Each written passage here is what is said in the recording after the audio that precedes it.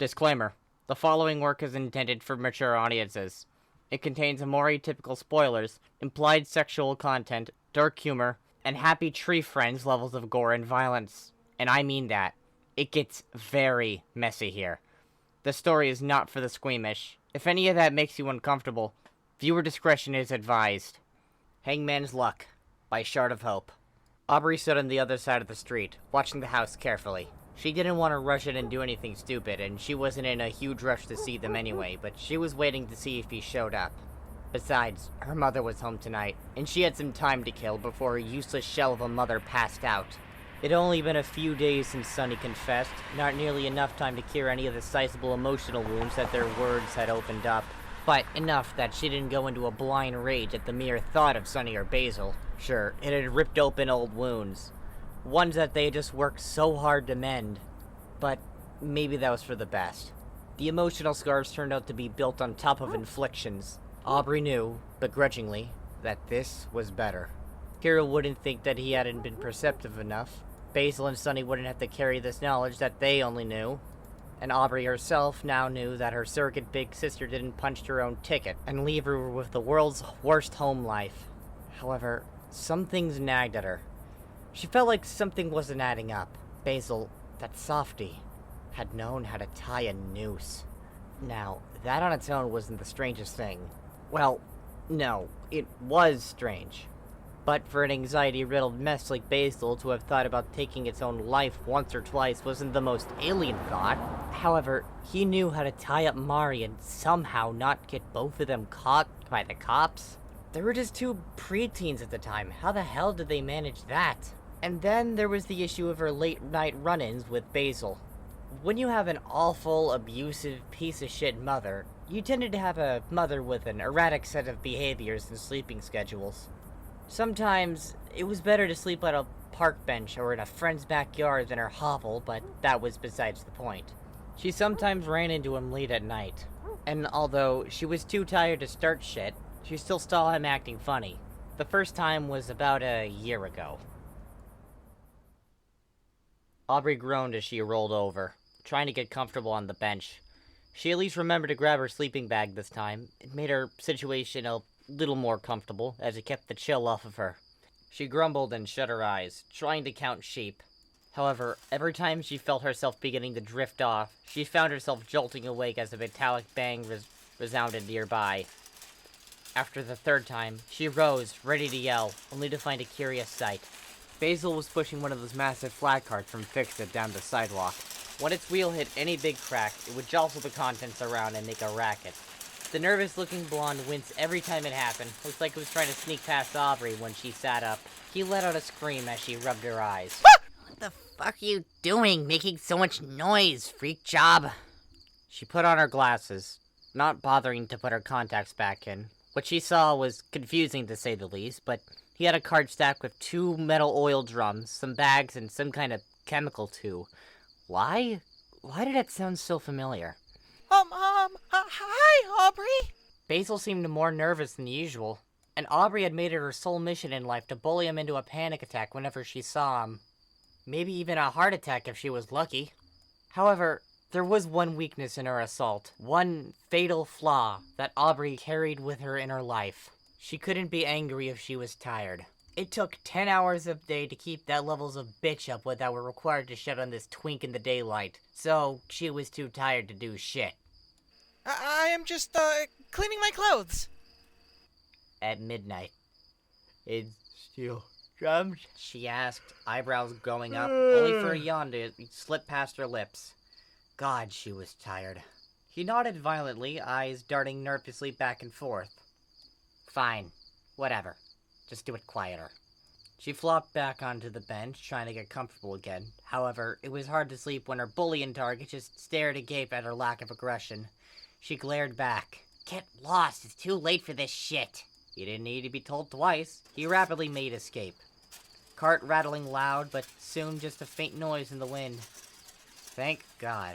As she laid down and managed to drift away under the stars, a single thought popped in her head. Concentrated lie was absurdly dangerous. It could melt the skin off the bone. But with that morbid thought, she drifted off, It's not like that twerp would do anything untowned with it. A few weeks later, Aubrey found herself scarfing down a late dinner from Mother Mark. Thank God it was open 24 hours a day, and if she was nice, the late night lady would let her use the microwave in the break room. It was yet another late night, but her hunger pains had put a stop to her impromptu camping. After this, she was gonna sleep behind Fix-It. There was an awning back there, and should keep most of the forecasted rain off of her. However, her dinner came with a show. And that show was watching the rail-thin blonde she loved to hate attempt to stuff a half a dozen bags of concrete onto a flat cart, along with a portable mixer. Somehow, the pain of that blonde goblin made the Hot Pockets taste all the sweeter.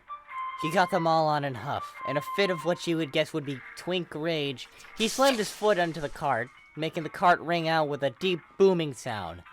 What was more noticeable was a cracking sound that happened at the same time. There was the smallest of whines that came out of him, akin to a leaky tire. It slowly grew higher and higher in pitch until something had flashed between those blue eyes and he screamed in frustration. A slew of curses began to fly out of Basil as he began to punch and smack the bags. Aubrey would have made him a hooligan member on the spot for that kind of language, if not for the fact that, she hated his fucking guts and, wished for him to die. Maybe he'd have a heart attack halfway through this and make this the best damn Hot Pocket she's ever had. Then again, how many of these things had she scarfed down at this point? Considering how broke she was and how little other marts seemed to care about her stealing frozen food and heating it, she'd figured she'd eaten like at least 100 of the little bastards by now and would continue to until she got out of that shitty little puttock. However, the point stood. Basil's death would make this the best one, unless Sonny came out of his house and got hit by a car and maybe. But not in like a dying way, more in taking care of him and slowly falling in love until he whisked her away to— Whoa, where the hell did that come from?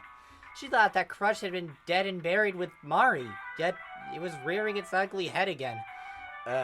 He didn't know that if she would beat him to death or attempt to make out with him if he showed up again. Damn hormones. Back to the scene at hand, she heard another crunch as he started to hold his hand. Man, this Hot Pocket was fantastic. Okay, now on the surface, Basil being a night owl was a little strange. But it was equally as reasonable given the factors in his life. That being his constant, unceasing bullying at her hands. If she had caught him that busy with her gang, they would have stolen all of his shit and thrown it into the pond. They were planning on doing exactly that later, instead of just taking it out on the stupid garden. However, when they did sneak into his garden late one night, they didn't find a thing. Most of the hula gang, after searching for nearly an hour, had called off the entire thing and went home. At the time, she felt that if Basil pulled one over her somehow, he had been buying all that stuff. She knew that well. However, the metal drums, or any of the tools he had bought upon his dirty pegboard right outside his back door, it was as if none of it had been taken to his home. The thought mingled with another when Sonny revealed the truth, and Basil was pressed to confirm his actions. There had been a notion stuck in her head from the way that Basil talked. She'd thought he had been visiting Sonny all this time. At first, that seemed absurd, but it didn't make any sense otherwise. All the equipment she had seen Basil buy in the middle of the night was unaccounted for, and until a few days ago, she just figured he had stored it inside. But on the way back to the treehouse, all had commented on the new shed on the property. It was a ramshackle, ugly-looking thing, but Sonny didn't seem to mind it. When asked about its purpose, he simply shrugged and moved on. However, curiosity got the better of her, and she peeked inside. Lying within was an oddly clean set of tools and a familiar portable cement mixer. She'd thought the flower beds now in the backyard were just something Sonny's mother had done, but maybe not.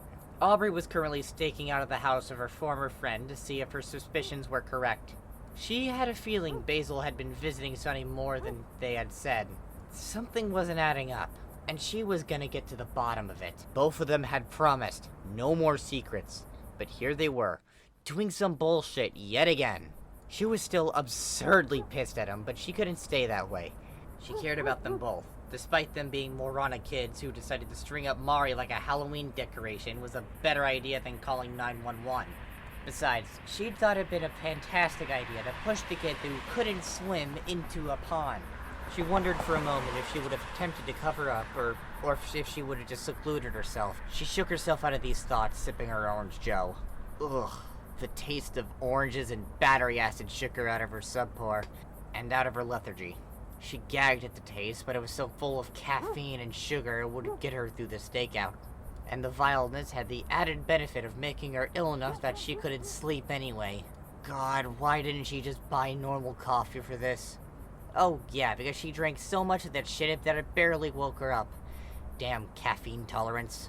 Beverage mistakes aside, it seemed like her waiting was over. She watched as a black-clad man snuck into the house.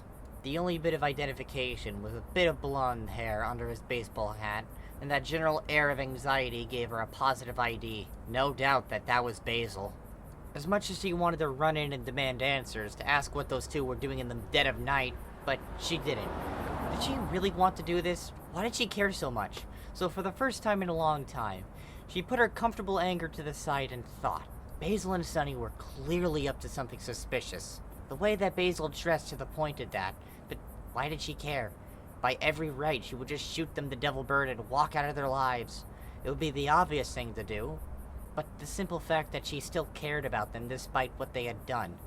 Sure, she may never forgive them, but she still loved them and could go past that. Besides, she had made Basil's life a living hell. All over something that wasn't even his fault. Admittedly, she was sort of pissed that he didn't rat Sunny out sooner. Then again, if he had, Aubrey most likely would have broken into his house, and who knows how well that would have turned out. From what Hiro had told her after she stormed out of the hospital room, he was disassociating for years.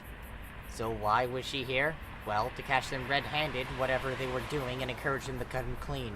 She hadn't checked up on the brothers yet, as she figured the wounds for Hiro were a bit too fresh at the moment, but she wasn't sure they could handle those two coming out with more secrets. This path to healing was thin and fragile, but something she wanted to protect with her life.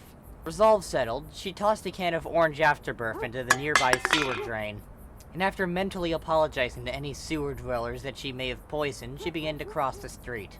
She passed the car that had been parked outside all day, giving a glance at the blackout windows before shrugging and approaching the door. That's when she heard the commotion inside. Deciding that privacy was less valuable than finding out what the hell was going on inside, she opened the door and froze in place. A large man was currently pointing a shotgun at Sunny. The double barrels were being gently pressed against Denora's forehead. The man chuckled through his motorcycle helmet, the noise matching the manic's sickly grin painted onto the front. Man, you're a stone cold, kid. Too bad that won't save you. He laughed again, prodding Sunny, who looked more worried than scared. You don't want to do that. Sunny intoned, his scratchy voice barely being above a whisper. The man laughed again. Yes, I really do. It's nothing personal, really. Just business. Sunny then looked over to the door, his single eye widening. Aubrey? Time seemed to slow down for Aubrey as she watched him put his finger on the trigger. She was too far away to do anything, and this maniac was gonna kill Sunny. Her mind went into overdrive as her heart pounded. Her eyes darted around for something, anything she could do. She told herself that it was not to intimidate the two weaker boys into compliance. But the truth was that she felt guilty even carrying it these days. She had no time. Sunny and the man were halfway across the room. She took the first step into what was intended to be a sprint to yell at the man and tackle him down. All she heard as she attempted to speak with a throat constricted with fear was the click of a trigger. Then she heard a bang and was covered in something warm and wet. The stuff hit her like a slap to the face, like a wall of tomato soup washed over her. She could feel it dripping down her face and hitting the floor beneath her. Her mouth, wide open in shock, had got some in there. It tasted of iron and copper. She gagged, spitting and sputtering as her body reacted with a retch. Not her mind. Oh, God, was this blood? There was so much of it! She sunk to her knees, a small sob coming out of her throat as she leaned against the wall next to hers. Oh, God, it was blood. Some delusional part of her, one that didn't know that a human body only had so much blood. And if you were painted with it from 10 feet away, that was a bad sign. Hoping upon hope that Sunny was okay. That when she got this stuff out of her eyes, Sunny would be alive and untouched. Perhaps it was some kind of messed up prank. Yeah, that was it. When she did manage to get her eyes clear, she was relieved to see that Sonny was, in fact, perfectly fine. Sure, he was comically covered in blood, only his eyes not blending into the crimson-painted sofa behind him, and he seemed to be shaking, but he was alive. The crying turned into one of relief as she smiled. Oh, it was just a prank. A sick joke.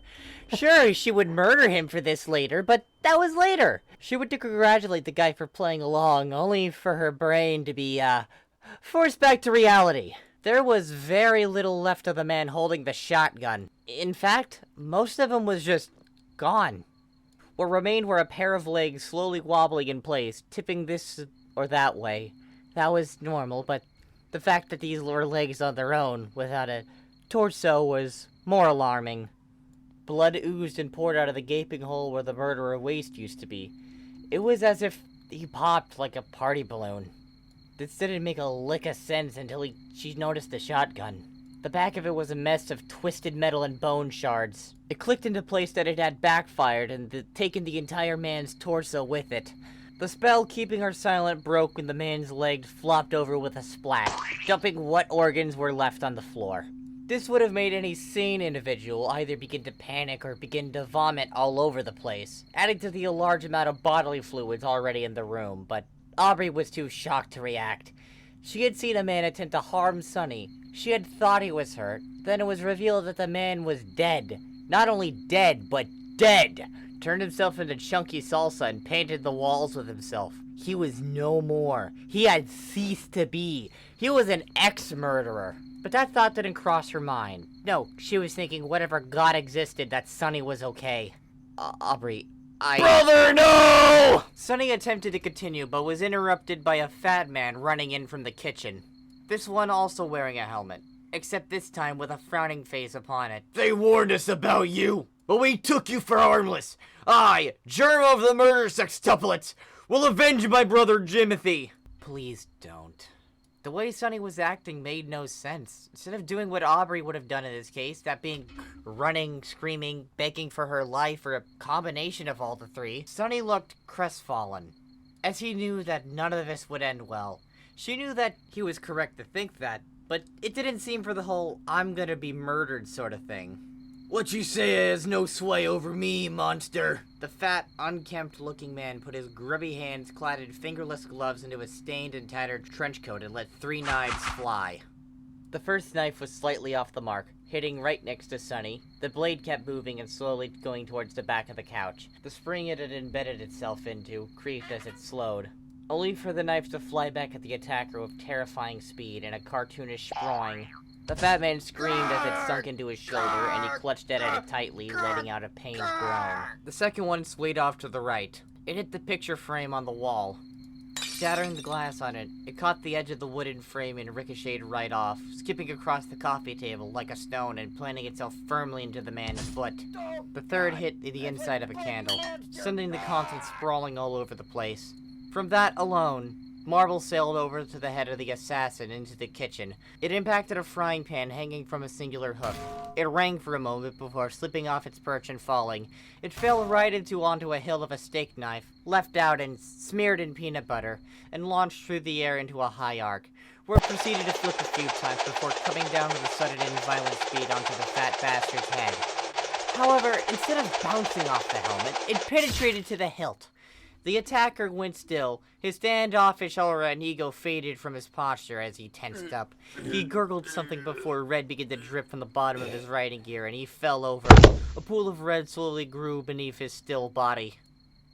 Aubrey just stared. Her already confused brain was left even more so. The shotgun thing was lucky, sure, but that existed within the realm of what was possible in this universe. Watching 3 knives bounce off the walls and in some way attack the person who threw them was madness. That shouldn't be possible. She just worked her jaw, mouth opening and closing as it attempted to convey the sheer amount of confusion running through her mind, but not a word escaped. Aubrey... Brother, no! Sonny sighed as Aubrey's head snapped up. A lanky man in a jumpsuit was currently clinging to the ceiling, with a fucking katana, of all things, strapped to his back. He looked over his shoulder from his perch, letting go of the ceiling with one hand to draw his blade. Jonathan will avenge both of my brothers. No, you won't. Sonny muttered, not even bothering to look up or move. He just sank in his seat, crinkling his nose at the wet squish that followed. The couch was going from a 7 out of 10 to a 5 real quick. I've mastered the way of the blade. You stand no chance. He then attempted to draw his sword, but it didn't budge. It rattled around within its sheath, but it refused to come out. Oh, come on! I just oiled this thing! You could just not. Shut up! He let go of the ceiling, revealing that the only thing holding him up was a pair of spiked cleats. He pulled with both hands now, grunting and straining to pull out the stubbornly stuck sword. He grunted, putting his entire strength into pulling it out, forehead beating with sweat as the lanky mane pulled and pulled, only for the sword to fly out. However, with the strength behind it and the sharpness of the blade, he had a small accident. In pulling it out, the caught blade stuck out violently. The weight being put behind the blow could have easily killed Sonny. However, he didn't have control of his frustrated pulling, so what he did accomplish was cutting off his own legs and plummeting to the ground. The man crashed into the coffee table, shattering the wood with a scream. His new stumps fired blood almost comically, painting the wall nearly 5 feet away. However, it didn't last long. When he impacted the ground, so did the katana. The pommel struck the floor, then bounced into the air. Aubrey just watched with dead eyes as somehow the blade spun her in a perfect way to lop the screaming man's head off, sending it rolling into the pile of lower intestines that the first brother had left behind. Sonny and Aubrey just stared at the head. They waited a good long while. Aubrey just stared in complete and utter shock, her brain questioning everything she knew about the universe. What were the sheer, staggering odds of all of this? If magic was real and Sonny was some kind of wizard, and how a human body could hold so much blood. Seriously, he looked like a scarecrow, but blood like it was a Quentin Tarantino movie. Sonny looked more angst than anything, as if Aubrey had walked in on him looking at Squid Girl art again, but it wasn't fast enough to close the browser. Embarrassment clearly leaked out of him. Aubrey, How many have died, Sonny? Aubrey asked, a faraway look in her eyes as she interrupted him. The way her blood-stained face slowly panned over to him to stare into his soul sent shivers up his spine. It was terrifying, but also exciting. Okay, now was not the time to let something awaken in him. 4. 1 died before you got here. Okay then. She slowly stood up and shut the door that had been left open this entire time. She leaned against it and crossed her arms. Her face still blank as liquid murder dripped off of her and created pools in her footprints. We are going to wait for the other two to show up and then die horrifically and comedically. Then we're gonna have a long talk. Sonny bit his lip. He was a little worried now. Aubrey not yelling was terrifying. I think it's time to be quiet for a little while, Sonny. He shut his jaw with a click, and they waited. The only sounds in the house were the tick of the clock and the drips of mascara off of the wall, ceilings, and people, living and dead. Sonny didn't say a word, but he grew more nervous. Hey guys, I found the gas! It was in the mom's room. It was in there with a rag and a shit ton of drugs. We're gonna have a fun party after this kid is dead. Said the man on the top of the stairs, revving a chainsaw as it roared throughout the house. Aubrey didn't even flinch as they made eye contact. It's not like he was a threat. Hey, sorry, girlie, but you're not gonna be allowed to leave. Oh shit! Man stepped into a tiny pool of blood and slipped, pulling Omori. He dropped his chainsaw as he went over tea kettle, flailing and squawking down the stairs with an impersonation of a dying chicken as he tumbled down. He landed at the bottom with a thud. Aubrey wasn't surprised. Oh, God. I think I have a concussion. But he was still alive. Stunned, but alive. Aubrey hoped, prayed to that God that she went to church to beg for a better life, but was found lacking, that this wouldn't end in a horrific way. But at that point, she had noticed the chainsaw slowly tipping over the top step, and how every safety had been removed from the thing, so it was revving, and with a small tip, it dug into the wood and propelled itself down the stairs with violent attack, mixed with a horrific scream that petered into a wet gurgle, and the sound of meat being shredded with the roar of the tool. Then there was nothing as the tool petered out. Aubrey opened her eyes and just sighed. The man had been cut clean down the middle. his face still locked into a primordial scream. It would have been funny if it were not for the blood and guts and the awful smell. The chainsaw had died just from getting clogged up with all the bits of meat. This was the most disgusting thing that she had ever seen. And she had seen Angel take a bite out of roadkill for a dare. Sunny went to speak, but she silenced him with a hand. There was one more, and she was sure that they would die in an instant. Oh, what would happen to them? Maybe a gun backfire? Maybe they would attempt to poison them and somehow get themselves caught in the crossfire. Maybe they'd see their dead siblings and commit Sudoku on the spot. Maybe they'd try and do a cool backflip and break their neck. Maybe they'd just explode. No rhyme or reason. Just a fine red mist without any of the cringy shit. Well, she mused the next way a human life could be snuffed out in the style of an R-rated Looney Tunes short. The door opened behind her. She didn't hear the step behind her, but she did feel an arm around her midsection and a knife pressed to her throat. In an instant, she reacted the way everyone being taken hostage would normally do. That was violently ramming her head into the thing grabbing her from behind. She heard a whimper and then the arm relaxed. The knife just clattered to the ground as Aubrey whipped around. Breaking out of her sock supar, she found a lady dead on the ground, blood leaking out of the mangled remains of her nose as the body twitched. Oh, Aubrey had managed to headbutt her nose bone directly into her skull. She was not only dead, she was absurdly so. Okay, Sonny. I took care of that guy that broke in. I doubt there's gonna be anyone else. Basil said as he slid open the sliding door to the backyard. He was clad in blood-stained coveralls with a face mask and a bandana on. Although his blue eyes were bright and cheery. But since one of you had red drapes...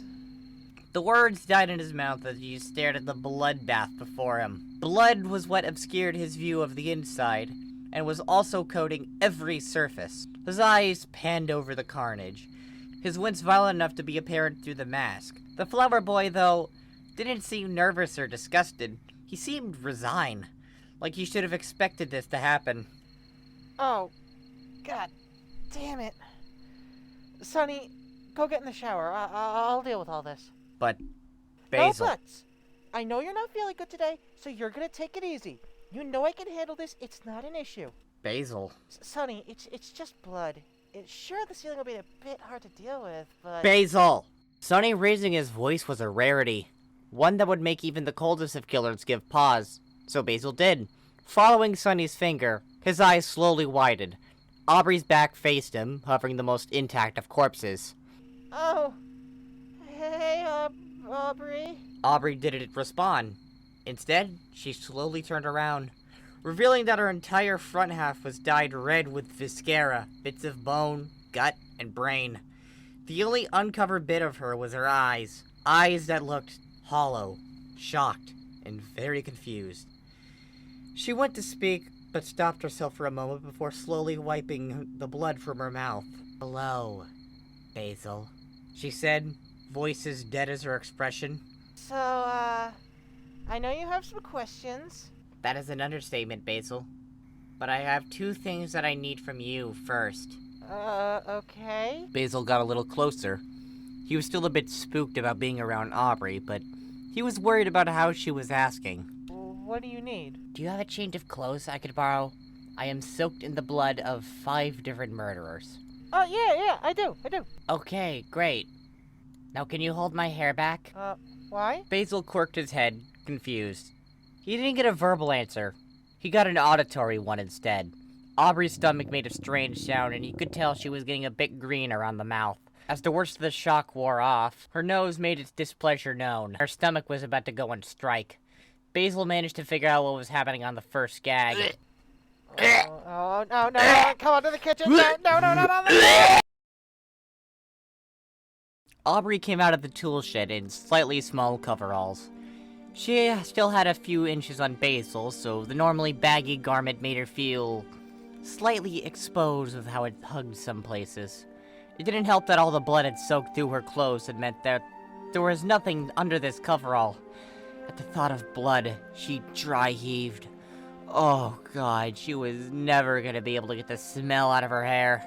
She sat it down on a milk crate, putting her head between her legs to wash away some of the nausea. You get all your clothes in the bag? She heard a voice call out. Basil shut the sliding door behind him. She nodded and nudged the sloshing garbage bag to him. Good. I know a dry cleaner that can fix that. Here. He pressed something cold to her forehead as she relaxed a bit. Oh, that felt nice. Looking at it, it was an ice-cold ginger ale. She cracked it open and went to gulp, if only to wash the awful taste out of her mouth before Basil stopped her. Slow, or you'll get ill. What are you, my mom? She followed directions, though, and gently sipped from the can. She gargled and spit the first sip, but then drank it little by little, feeling the churning in her gut relax. No, because I care more than your mother, most likely. Basil muttered before his eyes widened. He was relieved when she let out a snort instead of a punch. You're not wrong. Sorry. Don't be. She let the quiet settle over them for a moment before getting right to the point. I assume you know what's going on here. Well, yes. Basil answered and then stopped talking. Aubrey just stared at him, but of her silent pleas for him to continue were being sent across, he didn't appear to pick up on them. So, you gonna tell me what's going on? Basil took a deep breath and let it hiss through his teeth. His blue eyes darted everywhere but where Aubrey was sitting. Clearly, he was nervous and all that. Why else would he be? He was blushing a bit, though. Strange. He looked at her one more time, eyes widening a bit, and then started blushing. She was rather confused for a moment before she looked down. Oh. Whoops. She zipped up her overalls more, erasing whatever bare skin of her chest that had been exposed, and the twink began to relax a bit. Huh. Maybe he played for both teams. Thanks. I mean, I could tell you, but it's really absurd. Honestly, I think you should just walk away and we can all pretend this never happened. Basil finished far too quickly, smiling as if that cup of water would fill the abyssal chasm of questions that had formed in Aubrey's head. Basil, I just watched 5 people attempt to kill Sunny, and as soon as they tried anything, they turned into corpses faster than I could blink. And not in a clean way, like a heart attack. Every single one of those fuckers is gonna need a closed casket. Every single one of them accidentally offed themselves. Except the one you... The words died in Basil's mouth as he caught a harsh glare. The one he used to get when she bullied him had nothing on this one. Sorry. Anyway, please, I need to know what's going on. Basil looked at her, and then looked into the room. He winced as a kidney fell from the ceiling and hit the TV with a wet slap. This was a bit more than even what he was used to cleaning. Some helping hands would make this oh so much easier. Besides, there was no way to hide this now. He sighed heavily. How much do you know about Shinto? Nothing. Why? Basil sighed as he cracked open his own can of ginger ale and begun. So, when Sunny was born, it was in America, right? Apparently, his parents had Mari, then moved to the United States for job opportunities. Aubrey nodded along. Basil just sighed. This was the last piece of reasonable information this story contained. Well, his grandmother was the head priestess for this huge shrine. I don't know to what god or anything, but she was special, right? She was special. Once she had heard Sunny was born, she wanted to visit immediately. However, she had things to attend to. So she told Sunny's mother that she had blessed him. No harm would come to him until she visited. But then she died, like, the next day? Okay. Aubrey had to suppress a snort. It was not the kindest thing to find funny, but the idea of blessing someone then dropping dead the next day was darkly hilarious. And she would latch onto any amusing thought she could manage after seeing all of that. I'm getting there. They didn't think anything about this, apparently, until Sunny was around 5. While at the park, while nobody was looking, Sunny was told by a man that he had a kitten and candy in his van. Sunny, even at that young, had more trust than sense, and had gone with him. Aubrey raised a finger, but then really thought about it. Sunny had taken on her entire gang with just his fists alone. Well, he had her there. But as soon as the man went to put the key in the ignition... Did he get cut in half or something? No. Heart attack. His parents were upset that it happened at all, but were more relieved that it was over. And that Sunny was okay. Until it became a trend. A trend? Aubrey deadpanned, realizing that the trail of corpse in Sunny's wake may be a little higher than 6 murderous morons, his sister, and the world's most obvious pedophile. Yeah, before we were old enough to know it, Faraway was a bit of a rough place, huh? Basil, how many times did Sunny almost get kidnapped for being a dumbass before we knew him? For some reason, She couldn't imagine it happening many times, despite prior evidence. What, did he kill like 3 creepers? Try 26? Aubrey just stared at him. Basil realized that this was the rational response to this information.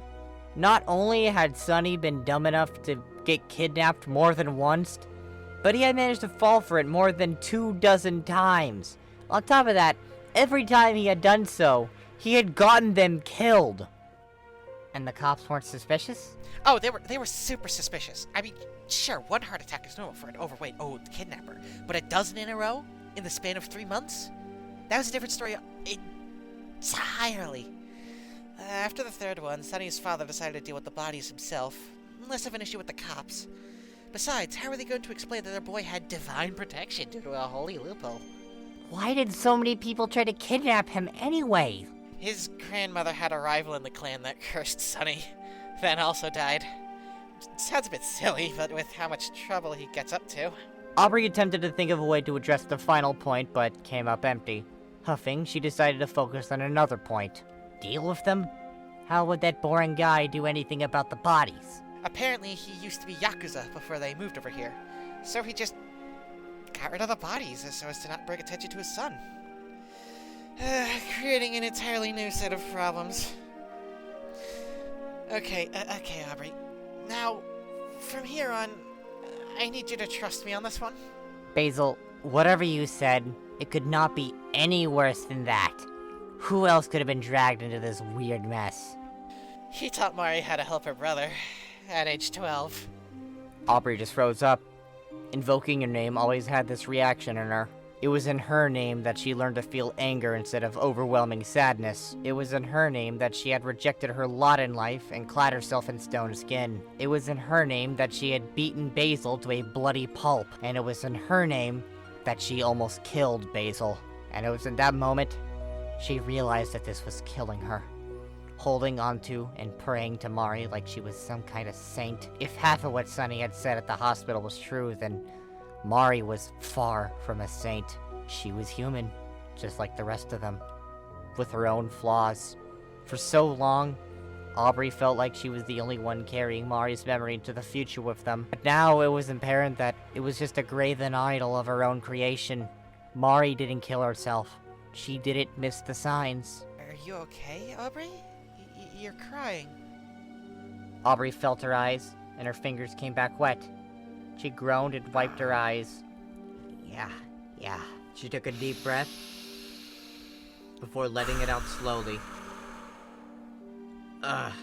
There was so much to unpack about Mari, and she had just started to do it properly. Later, girl. There will be a time for this later. But right now, Basil of all people is looking at her with concern, and she just couldn't let that be a thing, lest the bullying begin to unpack itself too. Mari, it's just touchy right now. Fresh wounds and all of that. Just keep going. If you're sure. Basil looked anything but continued nonetheless. So she learned how to cover up the deaths that happened around Sonny. You mean caused, right? There's no denying that. After that bloodbath that she seeded in the house, there wasn't a single doubt in her mind that he did it, or at the very least willed for it. But then again, how would she know that? She never asked him. She was just assuming the worst of it again. Okay. That isn't fair to Sonny. But how does this blessing work exactly? Hey, it's not... Basil stopped, registering what Aubrey said, for a brief moment. He was shocked, but then smiled softly. No, that's fair. It's a little different seeing it in action without knowing how it works. From that mess in there, they all died pretty bad, right? Except for the one I killed. Aubrey, I think you accidentally killing a murderer in a moment of shock is hardly anything. She was about to protest until he pointed at himself with a flat look. Point taken. Killed about things we both decide. It's a little strange. Basil took a sip of his drink before pulling out a notepad from his coveralls. Okay, so, first of all, Sonny does not will for these people to die. He feels super guilty about it when it used to happen, and even more so when he realized it was his fault. And with Mari, well, he has a bit of a complex now. Oh, thank God. I knew he couldn't hurt a fly. Aubrey slumped, her posture relaxing for the first time this night. That was one thing that she was truly worried about. Thank God that cutie wasn't a murderer. Well, except for Mari, but that had been an accident, apparently. He really can't. Basil laughed along with her, grinning wryly. His mom is yet to show up, and I've already been called over half a dozen times for spiders, bugs, or him being lonely. Could you imagine Sonny, of all people, wanting to hurt anything? He's too soft. I would agree with you, but then he pepper sprayed all my new friends. She answered wryly. But yeah, I could still see him being a wimp about bugs. Hero is, and he's meant to be the adult of the group with everything put together. Sonny spent his entire time inside, disassociating apparently, so is it some kind of protection thing, or a violent ghost? I don't really have a solid answer about that. It's the problem. From what I can tell from my notes... Nerd, taking notes on your boyfriend? From what I can tell in my notes... It's only reactionary. When it senses ill intent, it lashes out. But there's an unknown threshold for it? It's like it can sense something that we can't. Maybe it's killing intent? Aubrey offered. I mean, I was swinging a nail bat at Sonny 2 weeks ago. I wanted to hurt him. Bad. But I don't think even at my worst moments would I ever wish anyone dead. That includes you too, Basil. Really? Basil, if you start talking about how you don't deserve that, I will tell Sonny about the shrine you built for him. Basil's jaw shut with a click. His eyes slowly glazed over as he internally screamed. Or at least that's what Aubrey assumed he was doing, giving his current dead-to-the-world stare. You said you didn't go snooping in my closet! And you said you wouldn't tell Mari that I had a crush on Sonny, yet here we are. Aubrey gestured around them. She was fully willing to go scorched earth on this dumbass. Sure, forgiveness was a long way away, but you would think that Basil got off on being hated from how he talks sometimes. Anyways, where was I? Mari learning how to hide bodies with her criminal father? Ah, yes. Oh boy. So, Mari's dad taught her how to deal with bodies properly. Apparently, he was a bit of a cleaner. Fake suicides, tacked up parts, dissolving in acid, any method of making someone disappear, this guy knew how to do it. So he taught this 12-year-old how to do it, then made it her responsibility as the eldest. That sounds like him. He was always sort of a hands-off deadbeat. So, did she suck at it or something? I can't imagine that her, of all people, would have the guts to saw a body into parts and pull teeth out so that dental records can't be matched.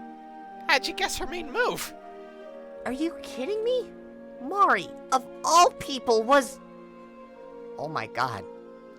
She saw it as something to be perfect at after she busted her knee, didn't she? Aubrey groaned as she cradled her face in her palms. She could still remember how pissed Mari had been, then mopey after her softball injury. But then, soon after that, she perked up, talking about some new hobbies she had picked up. Whenever she had asked, all she got was a wink and a smirk. Got it in one. She was really good at making bodies disappear. She loved Sonny more than anything, so took it upon herself as a big sister's duty sort of thing. It's how she found the secret spot. Aubrey stared at him slowly, as he smirked back at it. Well, why do you think I refused to swim in that water? The implication hit her like a sack of bricks as she went pale. Oh, God. I've seen Angel drink that water. Then he's a tiny bit of a cannibal. Just a tiny bit. Basil said with a smirk, holding his index and pointer finger close together. I remember I almost threw up when Mari told me. She just laughed and laughed. Wait! Don't tell me! She couldn't believe it at first, but then her mind wandered back to those nights where she had caught him. The supplies, the late nights, how nervous he seemed at all times. Mari knew about your crush, and when you accidentally stumbled on someone getting disappeared, she brought you into the fold. Basil ignored everything that she said after the word crush and fixated on that. Oh my god, she knew? How did she know? He did everything within his power not to talk about it, not to reveal it. I have no idea what you're talking about! Yeah, whatever. If it makes you feel any better, he's into you more than me. He's clearly batting for the other team, just like you. No, No, he's more to you than me. I'm just his best friend. You're his childhood crush? Basil replied with a flush, brushing away his childish dreams of wooing the straight Sunny. And I like both. Oh, shut up, you bisexual disaster. He likes you. He refused to sell you out after all these years. And when we were kids, he talked about how pretty you looked, how nice you smelled. Besides, you got more feminine charm than me. Your hair is perfect, your eyes are gorgeous, and I would kill at least 3 people for your figure. Oh, shut up, Aubrey. He likes you. He always talked about how strong and tough you were. You should have seen his smile when he talked about how good he thought you would look in a suit. And shut up about figures. You are strong and toned in all the ways I couldn't manage to be. You're strong, tough, and cute, could kick my ass. Shut up! You're cute! No, you are! I love how adorable and innocent you are! Fuck you! I bet your lips taste like cherry! Oh, yeah? I bet you could pin Sunny to the bed and show him who's boss! I bet you would make cute noises if I pinned you! Both stopped as that last sentence echoed in the night air. Aubrey would have laughed her ass off at how mortified Basil had looked if she didn't feel the exact same way. Both of them had let something slip that could not be taken back. And although not necessarily bad, they did complicate things. Maybe all the bullying didn't feel good just because he deserved it. In retrospect, well, they had plenty of time to talk about it while they worked. How about we deal with the current situation, then unpack all of that? I'd like that, yes. Basil agreed, the stammer returning to his voice. Anyways, yeah, Mari taught me how to do it. Because with Sunny's luck, something was always happening to him. Then, the accident. I'm guessing that framing Mari's death was a bit different than some random asshole. Basil nodded somberly. World's different. Sunny barely reacted to the others, figuring they were bad people. Mari encouraged it too, so he wouldn't think about it too much. But this was so much different. It sure was hard, but this time, it was someone I knew wasn't a bad person. The entire time, all the training and helping instilled in me this thought that all the people that died deserved it. Dude. Aubrey stared at him, and he was aware of it. There was no surprise in that. So, when Sunny accidentally got Mari killed, you just assumed she deserved it? Hit that one right on the head. He added with a mirthless chuckle. So I convinced myself that something else did it. I was too young, really, to understand that good and evil are subjective, that good people could do bad things. I blamed some fake murderer instead of Sunny, and Sunny just regressed and repressed. Was it the blessing? Or Sunny? Sunny. After that, I got a call once in a while from his number, and he normally left the corpse to me. He never came out of his room, no matter how much I begged. Now that he's out, I'm happy, but... Look, I know this is all a lot. He lost his train of thought as Aubrey looked at him, searching for something he couldn't quite place. After a while, she just sighed and shook her head. Both sat in silence for a while. Basil relives his past mistakes, quietly hoping that one day they wouldn't weigh him down so much, and Aubrey just digests all of this information. Wait, so if Sunny stayed inside oh so often, why did he have an entire goon squad after him? His father's a criminal, and he blames Sunny for all this. Oof, Jesus. So what, he's trying to off Sunny? Mm-hmm. You just saw his latest assassins. And his mother? Missing in action. We can't find out anything except the movers had her cancel. This was, in fact, a hell of a lot to digest. It colored every interaction with the Suzuki siblings in a different light. She had always known that Mari wore the pants, and she had no idea how emancipated Hiro was. that amusing thought aside, she decided that she would deal with it after current matters were dealt with. Okay, she said, putting her hands on her knees to get up. She stretched, popping her back. You got any, vanilla extract? Excuse me? It's a simple question. Why would I be carrying around a baking essence with me at all times? You got this whole cottagecore vibe thing going on, man. I don't fucking know, she exclaimed, getting frustrated as she pulled a red-stained face mask out of the coverall pocket. I need something to help with the smell. Otherwise, I'm just gonna hurl again. Wait, what? Basil had expected a lot of things. Cops first, but they were just fat pigs, so it'd be easy to get past them. Or Aubrey throwing some fists that he couldn't beat without some tools. I'm helping you clean, dumbass. She pulled it on, peeking inside the house before pulling her head out again. Ugh! How did the smell get worse? It's been an hour! Basil smiled a little bit. Aubrey didn't say so, but her intentions were being made rather apparent. Seems like she still cared. Oh? Why are you helping? A little crush, perhaps? Look, to be perfectly honest, I've been sort of like a huge sack of shit lately. The least I can do is help Sonny have somewhere clean to live until his mom shows up. To make up for beating your ass all those times. Aubrey kicked at the gravel underneath their feet, punting a bit of crimson-stained rock into the yard. That was an Aubrey apology if he had ever heard one. She still had her pride, and he was glad that she did. She wouldn't be Aubrey otherwise. Here. He tossed her a little bottle. She caught it as she fumbled with the gloves. Lavender oil. It's a lot more pleasant to smell than meat. Put a few drops in your mask and you'll be golden. She did eagerly, then ducked her head back in. She came back out with a sigh. Oh, thank God, I can only smell your perfume, and not the rotting assholes in there. Thanks for your help. I appreciate it. Yeah, whatever. It's not like you can lift the fat one by yourself. Oh, we're not gonna lift him. We're gonna saw that one into pieces. The others we can deal with a bit differently.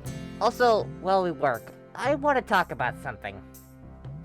Basil turned to her. He couldn't see her mouth, but she could feel her smirk. I mean, I have a pretty good gaydar, but, you know, it's better not to assume. Sonny sighed as he looked into the mirror. He had been doing so for the past 2 hours, like the coward he was. He was still rubbing the towel against his bone-dry hair, as if the action would justify the fact that he had taken a nap amongst the clean towels instead of helping with the mess he had caused. Also making all the towels that Basil had helped him wash damp again. One day, he would learn the secrets of laundry, and all the other hidden arts that would make him a functional human being. Bathroom naps aside, it's not like he was any good at the cleanup. In fact, he was normally the worst at it. He puked anywhere and couldn't pull any weight. And he just made the mess worse, but this was different. Not that he was useless, it was that Aubrey got caught in the crossfire. Oh God, what did she think of him now? Well, now or never. No reason to delay his untimely demise. Oh, who was he kidding? Aubrey didn't have a chance. Clad in his lucky kitty PJs, he slowly crept down the stairs, the padded socks telling for extra stealth factor, as well as grip. That last thing was the most important. Honestly, he suspected if he fell down the stairs or something, the blessing would make the house implode in an attempt to save him, killing everyone in a 3-block radius. Or that was the anxiety talking. But when he made it to the bottom, instead of a pile of corpses with Aubrey nowhere in sight, she was currently mopping the floors with Basil, who was cleaning the windows. Wow, she looked good in a coverall. Even one stained in blood. She whipped her forehead as her ponytail whipped back. Wow. Alright, what do we have left to do, Blonde? Well, let's see. He stopped cleaning the windows and checked his notepad. We got rid of all the bodies. One in acid, one in cement, shoes to the bottom pond, one loaded into the dumpster fixing and all the dying plants. Basil listed off. Hey, you sure he won't find that one? Aubrey asked, wringing out the mop in the bloody bucket. I mean, it's so obvious. Mundo's clinically depressed. He won't give half a shit. How do you think else I can afford to buy somebody to clean up some materials? Basil waved off her question as he poked at each item with a pencil. One we buried in the backyard, other via hang that'll be found right outside the police station, and one by the cats. Hey, by the way, why didn't we just use the cats for all of them? Aubrey dragged the bucket to the kitchen, dumping the bloody water and refilling it with hot water. I mean, I thought you were joking, but that horde of cats just stripped the skeleton clean in 57 seconds, then ran off into the woods. How the hell did they even do that? Oh, by the way, thanks for letting me keep the bones. It's what Kim wants for her birthday, for some reason. Why? Remind me, why does Kim want an entire human skeleton? I've learned not to ask questions. Asexuals are built weird. Fair. As for your previous question, I have no idea. When I asked Sonny about it, he said their tummies can't handle that much bad meat. Yeah, it sounds like him alright. I swear, that boy is a cat in human skin. Sonny would have taken offense to that if he wasn't wearing cat PJs, cat socks, and a cat paw hair tie holding back his long hair. She was sort of right, but it was only a wish. To only eat and sleep all day. Truly, cats were blessed with a higher level of existence. We ditched their car in the junkyard, washed the windows and door, dropped our clothes off at the baker's house for dry cleaning. Honestly, it looks like we're done. Just need the smell test. Oh, thank God, the flower smell was beginning to get to me. She dropped her mask, breathed in, and sighed in relief. Now we're good. Just smells a bit damp. She slowly looked over, finding Sonny standing like a deer in headlights. You okay, bud? Hey, Aubrey. God, why were words so hard? Well, because he was afraid. Afraid that she called him a freak, a harbinger of death, or something even worse, like cringe. Oh God, he would die if she called him that. She must never know about the slime girls. Relax, bud. Basil told me everything. We had a little chat about some other stuff too. I'm gonna be staying here for a while until your mom shows up. You will? Both Sonny and Basil spoke at the same time. Although Basil was so flushed for some reason, Sonny shot him a questioning look, but Basil didn't meet his eyes. He just turned a darker shade of red. Weird. You've been to my house, Sonny. It's a fucking wreck. And since I helped Basil clean up the accident, she said using air quotes, Sonny found this oddly adorable. It's only fair I get to stay the night, right? He found himself dumbly nodding. His grin turned more prideful and a bit smugger. His mind raced with the possibilities, but kicked himself when he came to some racy conclusions. He had hurt them so much. There's no way. Good boy. Now I'm gonna take a shower and borrow some of your clothes. They may be a bit small, but they'll work until tomorrow. She unzipped her coveralls a bit, exposing some bare flesh. See? She just smirked harder as Sonny's ears burned.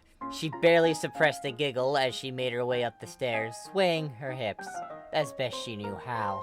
Oh, and you're both welcome to join me if you want. And with a wink, she closed the door behind her with a click. Basil, what the fuck is happening? Did I die? Did I somehow get into heaven? Gah! Sonny yelled as Basil pinched him, then shot him a look. Basil giggled nervously. So, me and Aubrey talked a lot while we were dealing with the problem. And we figured out some things. Many things. And maybe I talked about your, preferences? Betrayal. Sonny, she pressured me. I cracked like an omelet, honestly. He did. What he wouldn't tell Sonny is that she yanked him up by the collar and asked him if he was gonna be a good boy before asking her questions. Oh God, bullying had awakened something in him. It turns out she's bisexual. And poly. Like me. And like you. Sonny blinked. No. No way in hell. No way in hell was he this lucky. Sure, he could believe his assassins turning into chunky salsa, but not anyone liking him. There was no way on God's green earth what was happening was happening. Or what Aubrey implied was true. And it turns out, both of us are willing to share. Now it was Sonny's turn to stare at Basil, who, despite his red coloring, tried to put on the smuggest expressions he could manage. Hell, she even said you would be okay with Kel joining in too, once he wakes up and sees the texts we sent him. It may be a bit soon, but I think I know his answer. Basil said, running a finger under Sunny's jaw. He was left speechless and stuttering as Basil made his way up the stairs and into the bathroom, shooting one look over his shoulder with a wink before. At this oh so important moment, Sunny heard Omori give him the last piece of advice that he would give for a long time. What are you waiting around for, dipshit? An invitation? Go after them! For once, Sunny was in full agreement.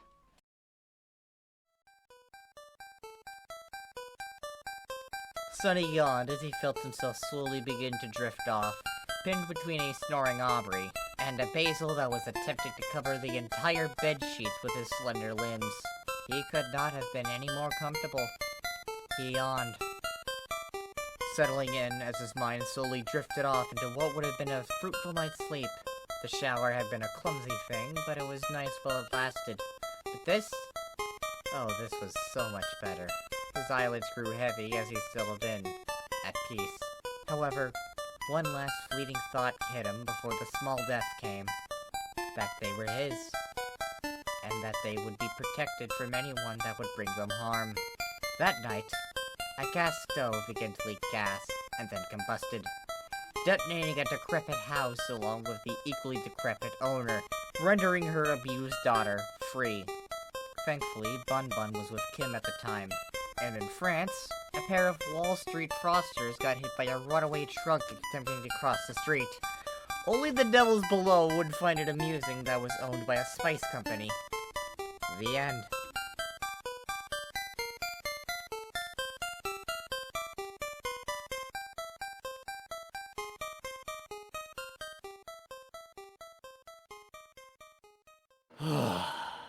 Well, it's finally done. It's finally time to upload this shit to the world. Oh, fucking finally! We've been working on this for like, I don't know, fucking, what, months now? Yeah. Hey, I know. Oh, hey, thanks for helping me with the voices and shit. No problem. What am I gonna do? I'm gonna go play some Darkest Dungeon for a bit. New update came out a few days ago, and I haven't been able to actually game with that. You mind if you mind if I just get off and you could just ping me when the others get back online? Yeah, of course. I'll do that. See you later. All right then. See ya.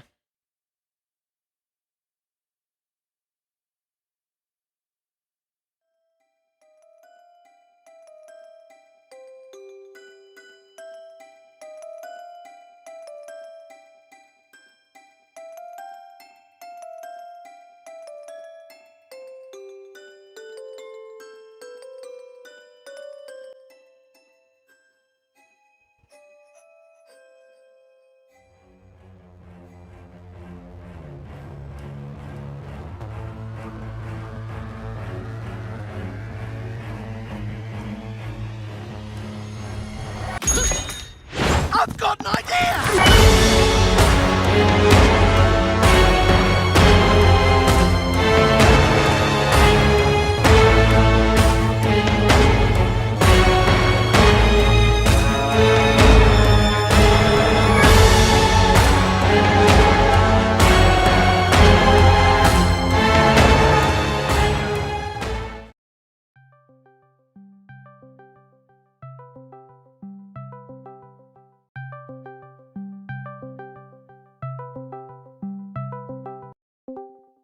Alright, so the others are on and ready to, I am reaching my apotheosis!